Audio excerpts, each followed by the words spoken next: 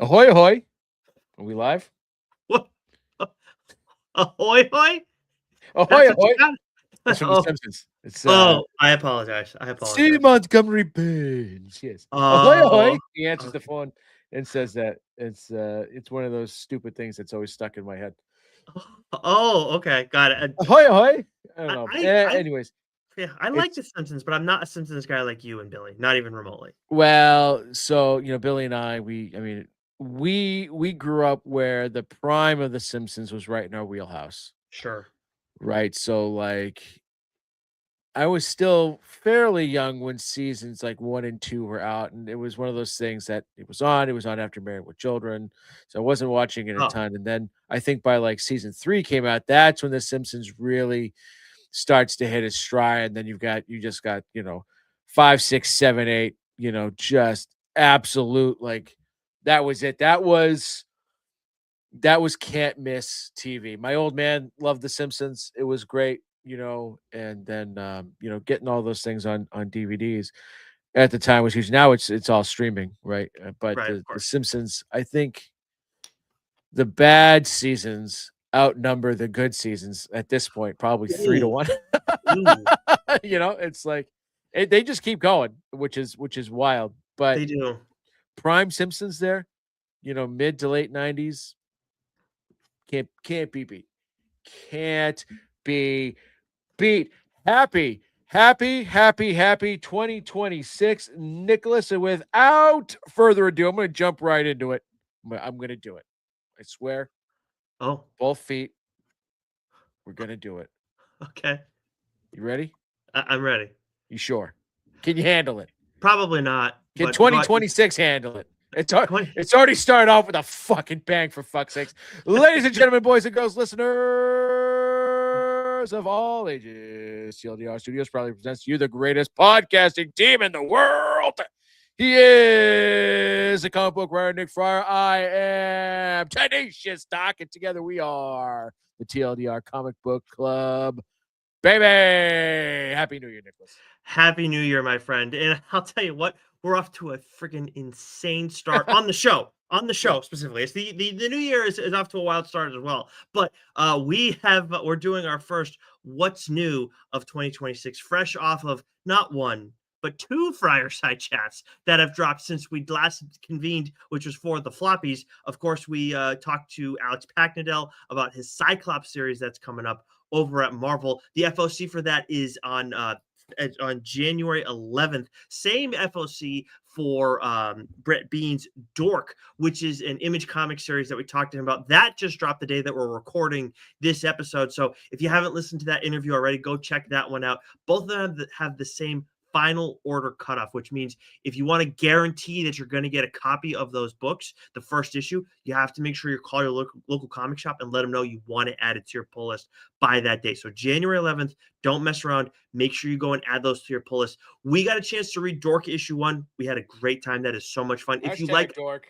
yes, not to be confused with hashtag Dork. But it's if what was it? If you like I Hate Fairyland, you're gonna like this series. And if you're a fan of Lord of the Rings or Conan and you just wish they were a little bit funnier, this is something you're gonna want to check out. And then the Cyclops series, Joe.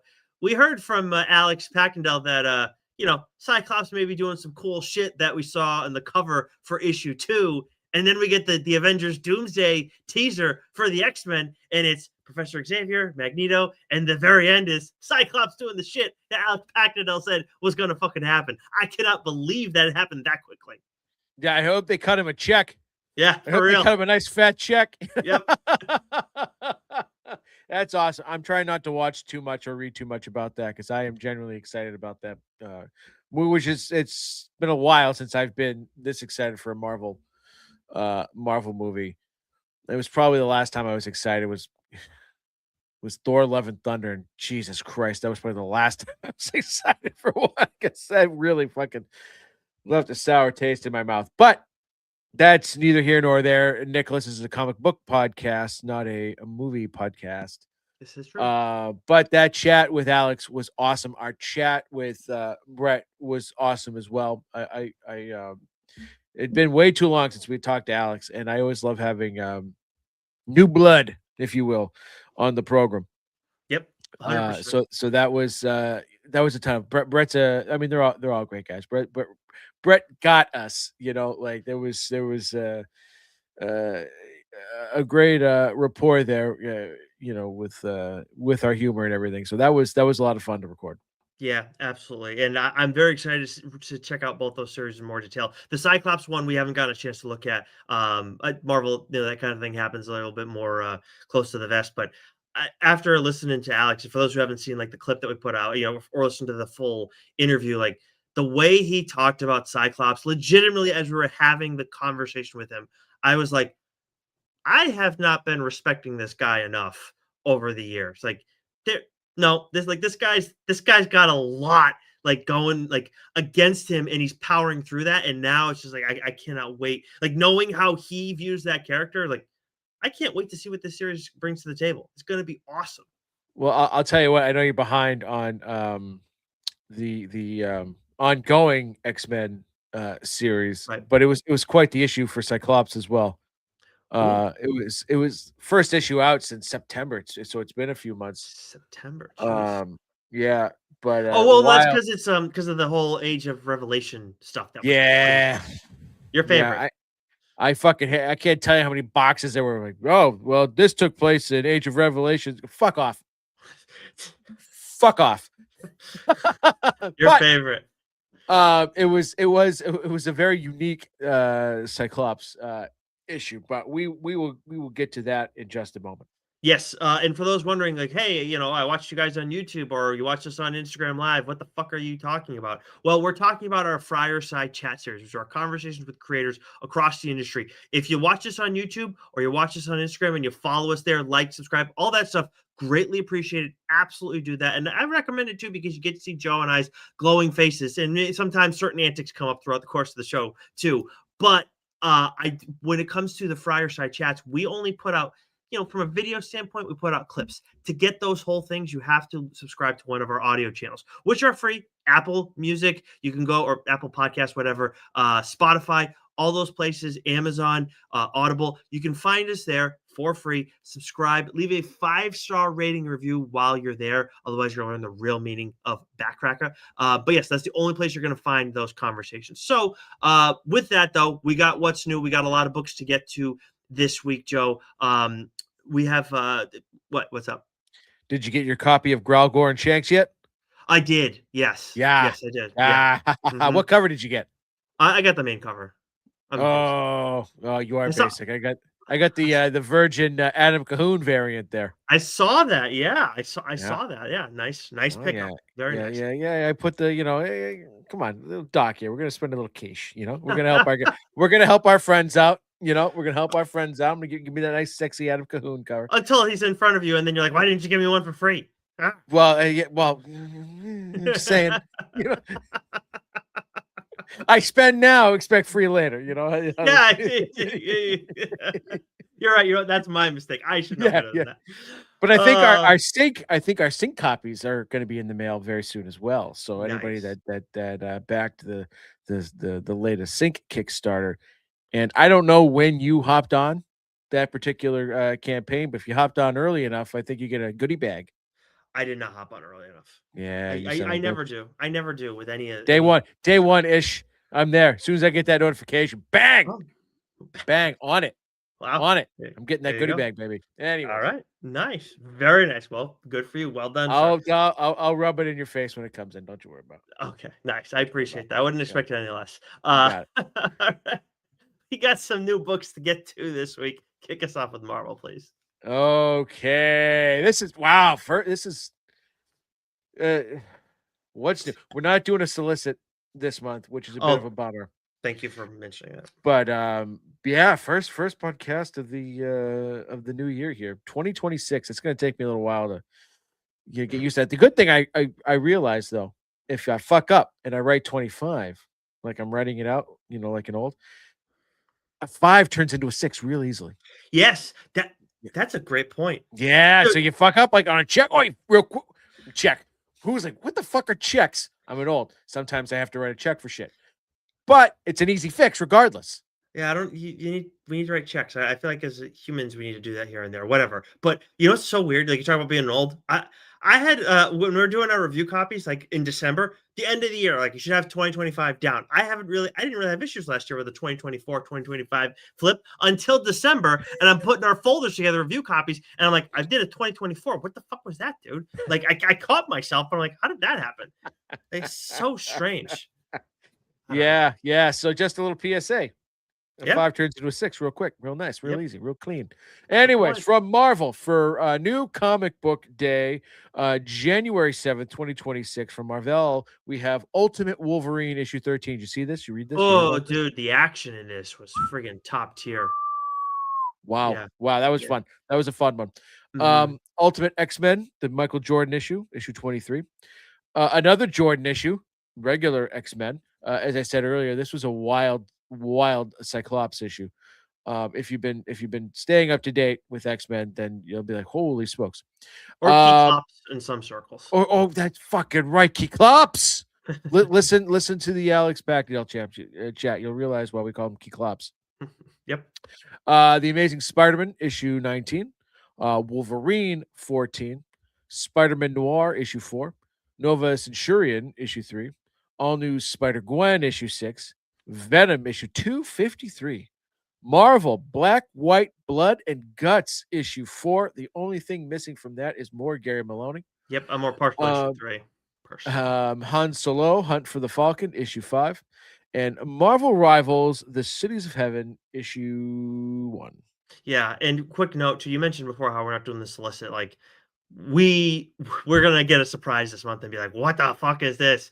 Yeah, I you gotta Let's knock our socks you off. know, our solicits are not are a few months after, like, when actual solicits come out, but we're doing it to let everybody know, like, "Hey, this is what's coming out on a month-to-month basis," but when you're getting 2 Friarside Chats in between, regular episodes, we're not gonna be able to jam in, a solicit because those take us a little bit of time to do.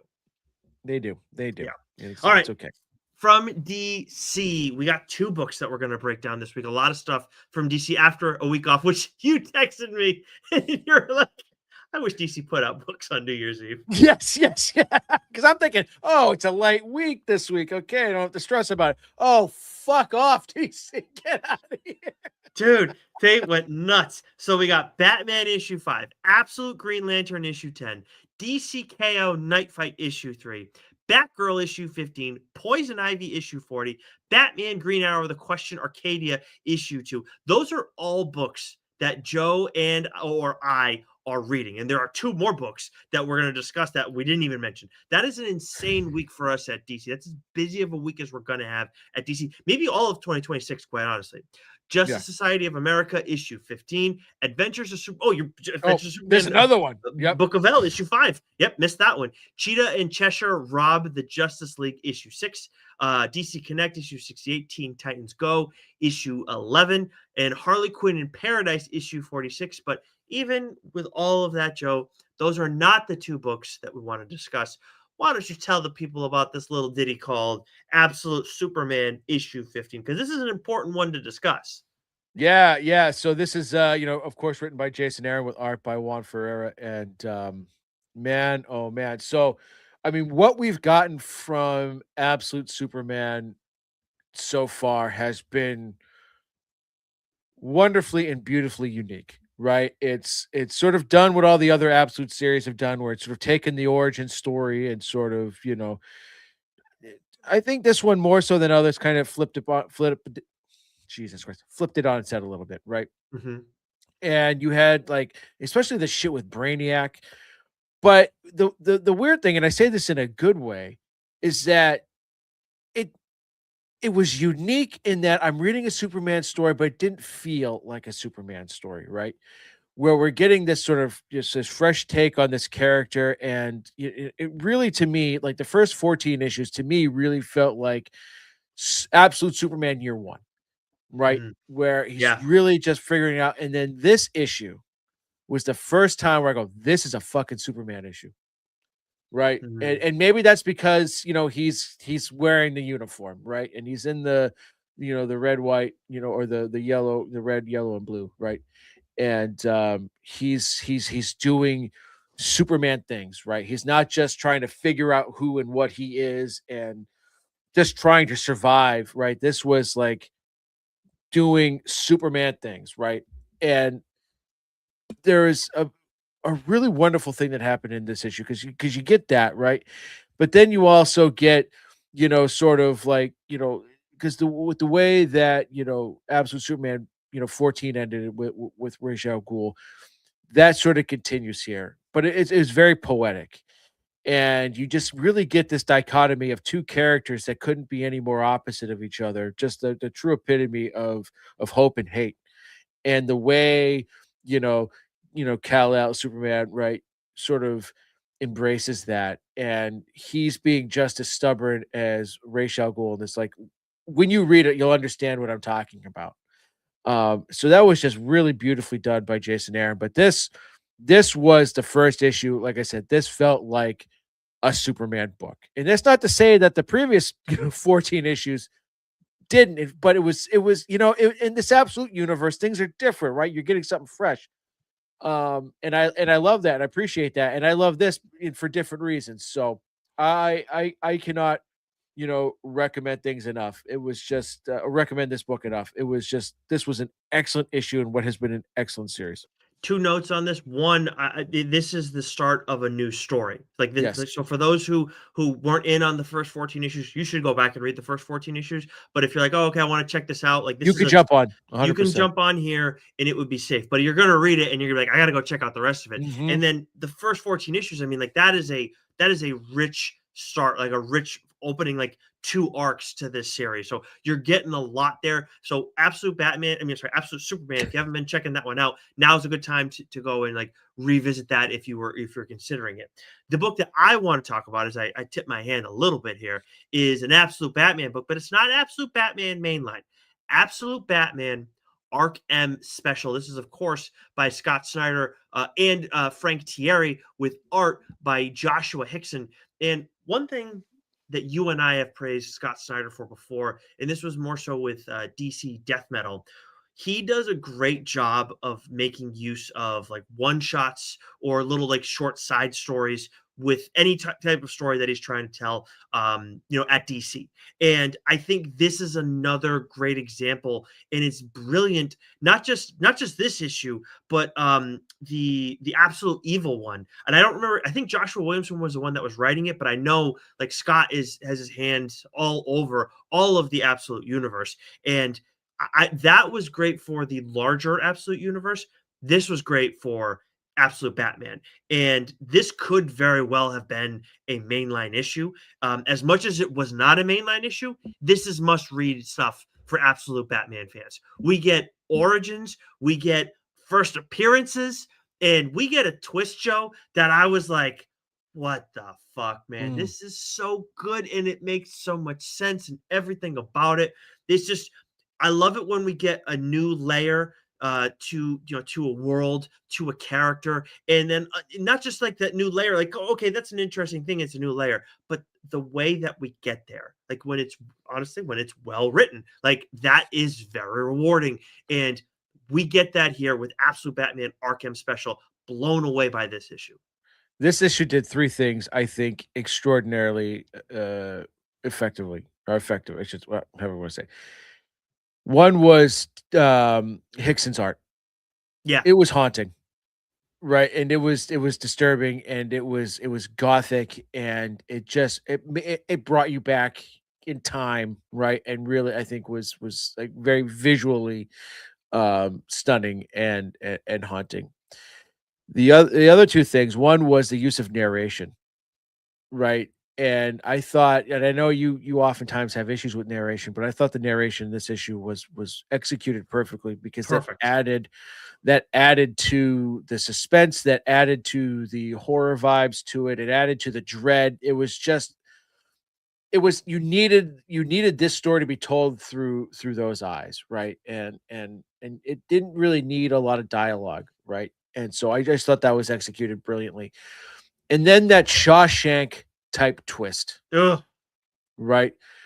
It was just like, and I read this one twice, because the breadcrumbs are there, right? And Sure. everything is just woven in so perfectly. Like you got a feeling that something's, but you don't know exactly what it is. And then it's like Andy Dufresne, or the warden pulling down that poster, and there's that hole in the wall. You know what I mean? Like it was like that kind of moment, Mhm. right? That you get. It was just so awesome, right? To have that kind of twist there. Like this was I was this close, Nicholas, to saying this might be a top three, just period, absolute Batman issue. That's fair. That's Like, fair. I know it's a one shot, and it's telling a, and it's a layer in the overall, story of absolute Batman. Um, but this was just done so well, right? And Yeah, and it absolute really was. Batman has this over the top action, and everything is larger than life and all that. And this was more subdued.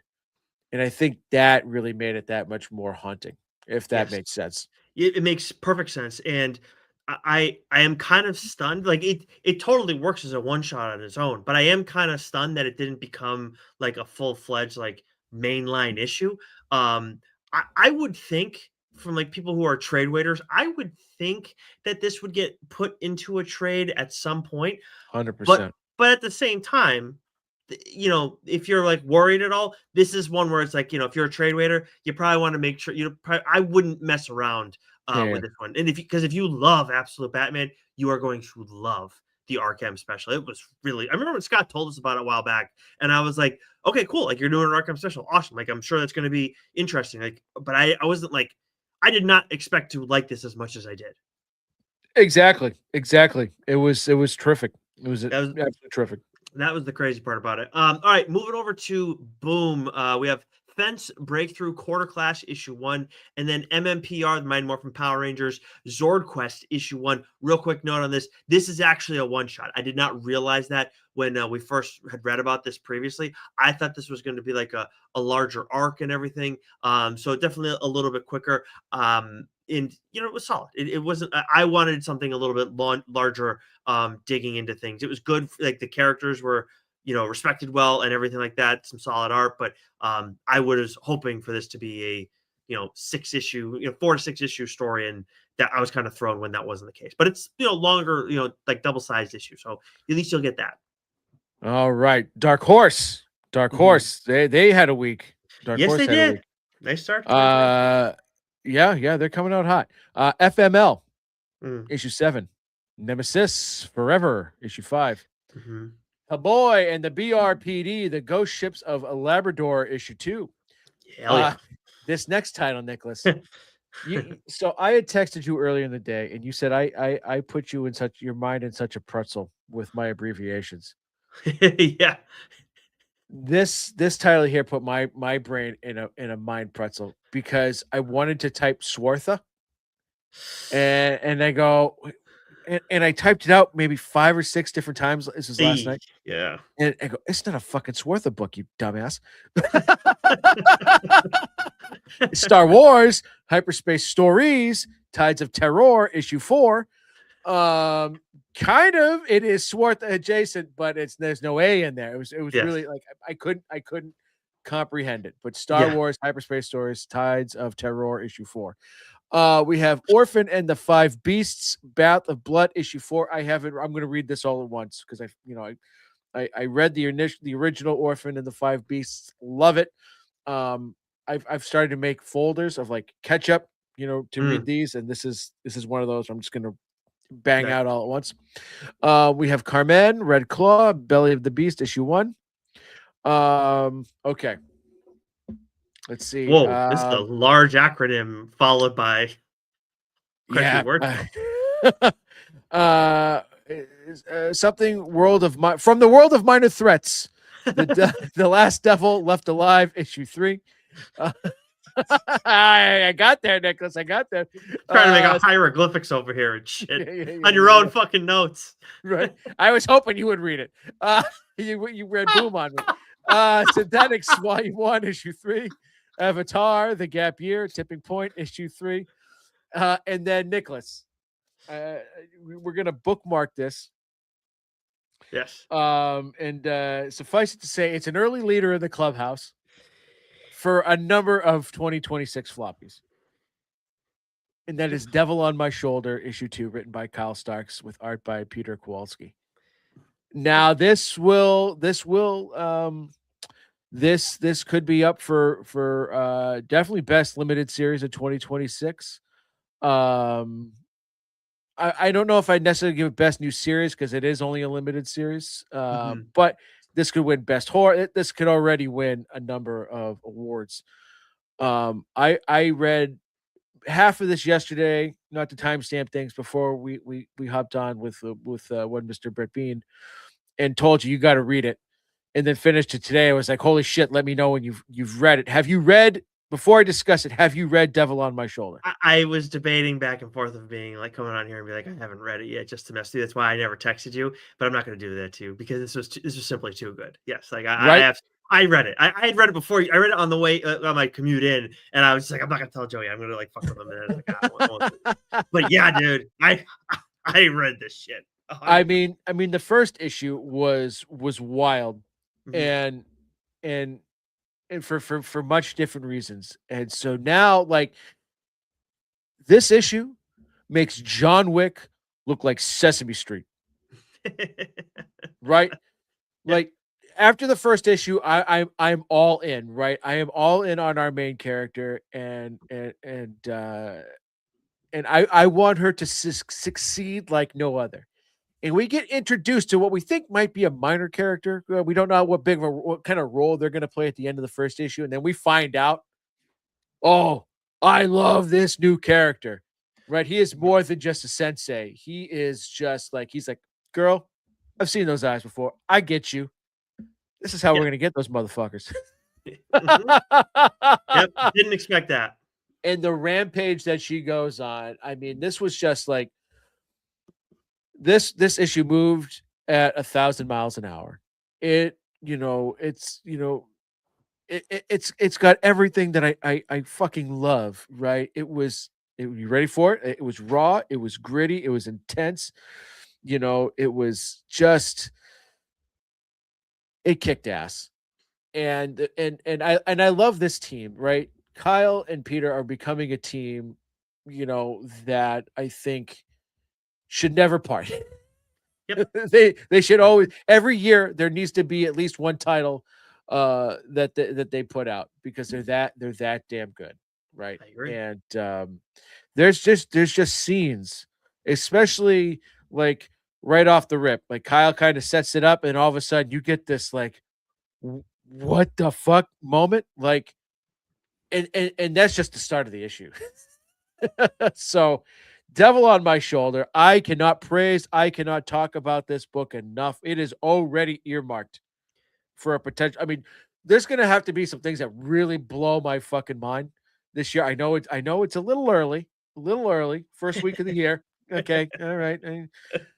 But that's how fucking good this book is, Nicholas. I I I think that's very fair. The thing that stood out the most to me, the rage in this issue is very much palpable, and I Oh, am blown away by the perfection of the blend of emotion and pace that this story has, because I feel like you can easily get caught up in the rage and it can be very compelling, but that can be kind of what drives things. And then, you'll get a little level of controlled chaos, but then we're dealing with action. So maybe like, okay, we're going to move at too fast of a pace. And I was like, no, no, no, no. I felt every ounce of rage. I felt every bit of emotion that I was supposed to feel from this. And the story also moved at exactly the right pace. The beats were timed perfectly. Perfect second issue. as fast paced as it was, and as crazy it got, it was very patient and it Yeah. was very deliberate, Yeah, there's a right? thing that Kyle did specifically, and then Peter did as well. Like they both had a specific role in what they were doing in the story for this. When you talk about patient, they did something specific for that, and I think that was the key. I think Mm, that's absolutely it. Like that's what elevated this issue yeah, so much. yeah, It was it was excellent. remarkable. Yeah, Yeah. like if you're gonna if you haven't read this series yet, like check out the first one, and if you like the first issue, you're gonna love the second issue. That's how we both feel about this coming out of the second issue of Devil on My Shoulder. Yep, hands down. Okay. Um, Mad Cave. I'll do Mad Cave here. At Cool. least a couple of them, and then you'll take it from there. The Phantom issue 4, Cyberarchy issue 2, Werewolf issue 3. In a book, Nicholas, I'm gonna. You might have already done it. I can't remember if you're gonna do it now. Do it now because I've only read the first issue. If you're gonna call dibs on this, do it now because I haven't caught up yet. No, you read the first issue, and I know I that feels like honestly, I mean, this happened before. It happened before. No, it has happened before. It's not unprecedented, but I also have like I didn't talk about Athanasia by from Vault Comics, right? Yet I Nope. didn't do that yet. I have a couple TKO books that I just picked up, the ones that just came Fair out. enough. So and I've done a few dibs recently. I appreciate the generosity. Don't say, Nicholas. That you That never did wasn't anything for me. thoughtful. Yes, Yeah. nope, you are. Oh, you are very much a thoughtful person. I don't anybody who says otherwise, you're a jackass sometimes, but you're a thoughtful person. What the fuck was that?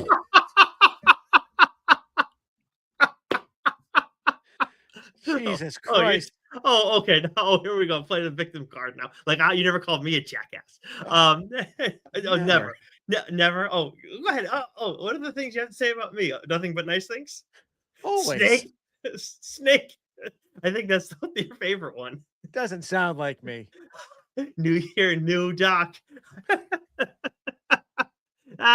He finally broke. All right.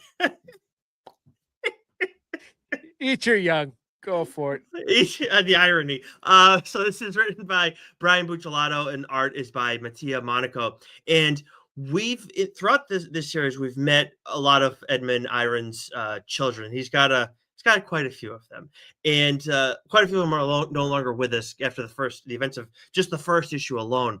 And with some of them, we've dug into their backstories a bit, and it's been interesting. We have quite a few interesting characters, some that you want to root for, some that you're like, they absolutely suck. This issue, we spend time with one of the ones that absolutely sucks, probably the worst of the bunch. His name is Foreman, and in the first couple pages... Red Foreman? No, but he does also go by Heartbreaker, so not too far off.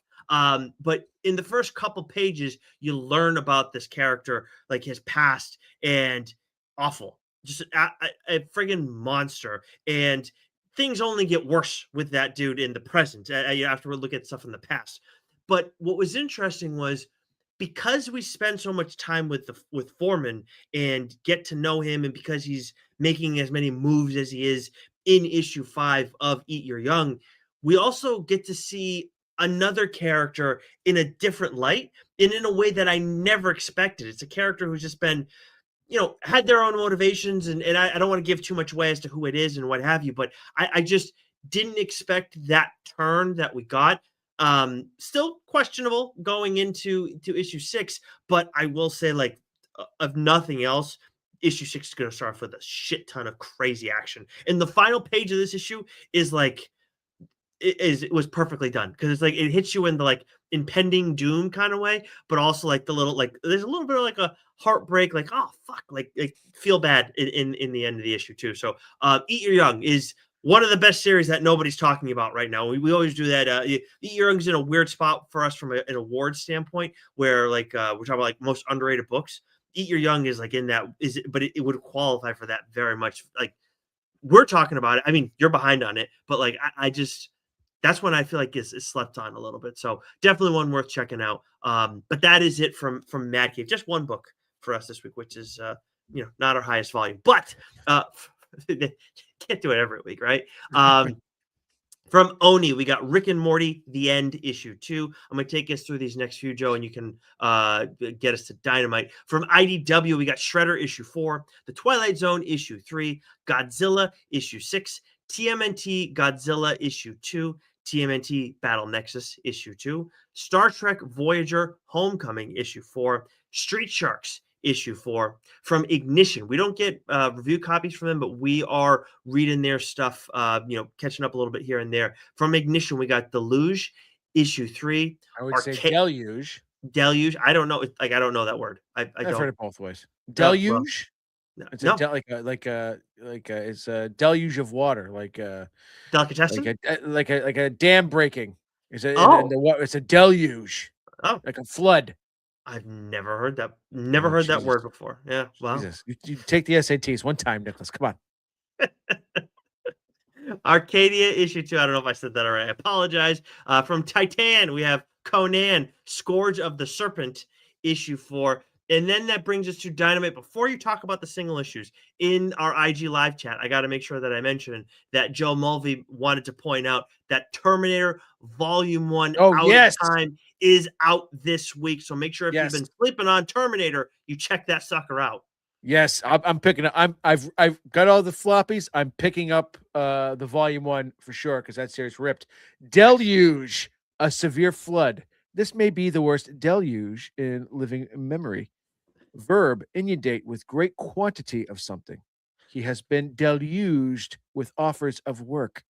Deluge. That's actually what the D and TLDR stands for, everybody, in case you didn't know. Yeah, you've been deluged with handsomeness.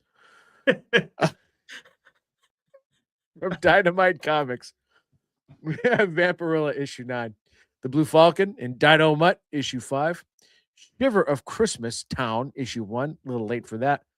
Lilo and Stitch Ohana means family, volume 1. Red Sonja, Empire of the Damned, volume 1. That was a great series. Highly recommend that. As our good friend and perhaps fellow Short King. He made a Short King reference to Ryan Stegman on Twitter earlier today. Terminator Volume 1, Out of Time. Make sure you grab that. But a book from Dynamite that I want to discuss this week is a book that I've talked about a ton. I've talked about this series a ton. This series and the main series, won my best series of 2025 floppy. That was Thundercats. We have Thundercats Lost, issue 10, written by Ed Brisson, with art by Rafa Labosco. And this is the end of this particular run. And what I've loved about Thundercats Lost is that it's been a great sort of companion to Thundercats, in so that there's been a little bit of crossover. It's been its main thing. It's been high octane, lots of action, lots of great Thundercat mythology and lore. Declan has done a tremendous job with the main line, and Ed's done a great job, not just with Lost, but also the one shots of the other characters. And then the way this ends, it's setting up, essentially what is the next arc, but it's going to be sort of the next little mini series. And I don't want to go into that because it would be a massive spoiler. Sure. Although friend of the show, Drew Moss, sort of hinted at this when we saw him at Boston Fan Expo. So this issue in particular, though, I must say, was probably the most violent, the most action-packed, the most sort of jaw-dropping issue. So it really did not just end on a bang, but it really catapulted what's next, for this ragtag group of Thundercats, for the next series. So Thundercats Lost, Ed Brisson, Rafa Labosco. It's been an excellent little mini series. I'm really looking forward to what's next and sort of the crossover event that's happening. And I thought they pulled that off really well. And if you haven't been reading it, go back, get yourself caught up. You should be reading all things Thundercats, to be honest with you. But yeah, this one blew me away because there was some violence in this that you don't typically get with Thundercats. And they kind of let loose a little bit, and I'm glad that they kind of saved it, for this issue here. So was really blown away by Thundercats Lost issue 10. Nice. Yeah, you've spoken extremely highly of both those titles. And one of us may be finally catching up on Thundercats a little bit. It's about damn time. And the only thing I will say is I didn't watch Thundercats as a kid. Like that wasn't Thundercats was like on the air when you were a kid, right? Yeah. Yeah. Okay. Yeah. Gotcha. It was like Saturday morning cartoons for me in the 80s. Okay. So I think by the time I was watching, it had already been out, so I'm watching reruns at that point. Gotcha. Right, because I was born in 82, right? So, by the time I'm it's probably, it's definitely reruns at that, because I can't remember when the cartoon came out, but even if it came out like 85, 86, I was still like little. Yeah. So it sounds like So kind of what like happened with me and Captain Planet, because Captain Planet I think came out in '89 originally, but like I remember that being on with like a level of frequency as a kid, and I was yeah, born yeah, yeah, '91. yeah. Yeah, So yeah. All right, round things out. We have from Image and Skybound, a very, very light week for Image. The Walking Dead Deluxe issue 128, Scorched issue 47, Inferno Girl Red book 2, issue 2, and then I don't know where this came from. I do. I Oh, remembered. please. I Okay. remembered. I Okay. remembered. So some of these take with a grain of salt because we don't get review copies for Walking Dead, so that probably is coming out. We don't get review copies for The Scorch, that most likely is coming out. We did, and we typically do get massive verse books. So this Infernal Girl Red may be coming out this week, may not be. We didn't get a review copy. That could be for a couple of different reasons. So don't Not normal don't for me. yell at us. But the last book here that's on our list, and I got a feeling this probably isn't coming out this week, but it could be Radically Rearranged Ronin Ragdoll's Adventures, issue 100. And if that's making you scratch your head, I get it. I get it. That is because this is so there's the Drawing Blood series that is written by um, Eastman, Oh. right? And so Drawing Blood is essentially, it's a story, it's sort of autobiographical. And Mhm. because Eastman and Laird came up with Ninja Turtles, so in this story it's a comic book writer who came up with the Radically Rearranged Ronin Ragdolls. Okay. That's the Okay. property from the comic book that made the character rich and All right. famous, and then he sold the right. It's pretty much like Eastman's like biography sort of thing. And so God. that's what this is from. Okay. We're over here Yeah. like, what is this nonsense? Well, You because it made me think of that other book we read once, right? What was the that one? radioactive black belt hamsters. Yeah. Yeah. Because that's the one I thought this was at first, and then after we were done talking last night, it hit me. Go, that's from the Drawing Blood series. There we go. The adolescent radioactive black belt hamsters, just for Yes, those yes, keeping yes, score yes. at home, which is not at all subtle. I think that was actually a Dynamite book, if I'm not mistaken. But anyways, moving on. Actually, that is it for what's new this week. So plenty of books, a very heavy big two this week, especially for us, especially with DC. But right now we can guarantee between this episode and next episode, we will not have a Friarside chat for you. It doesn't mean though that we don't have more in the hopper, more conversations, more irons in the fire. I say that, still asking myself a fucking question. Pies and many fingers. Let's just do that. Stick with What fingers and many pies? what did I say? Fingers and pies and many fingers. Yes. Show's over, everybody. See you next week. Read, don't read. It doesn't. We don't fucking care. God damn it.